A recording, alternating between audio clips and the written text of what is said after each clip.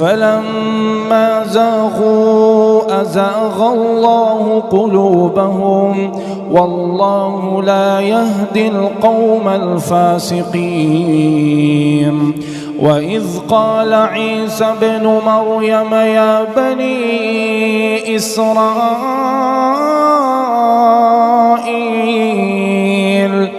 إني رسول الله إليكم مصدقا لما بين يدي من التوراة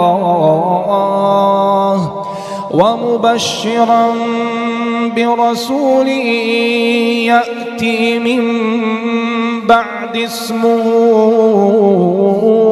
أحمد.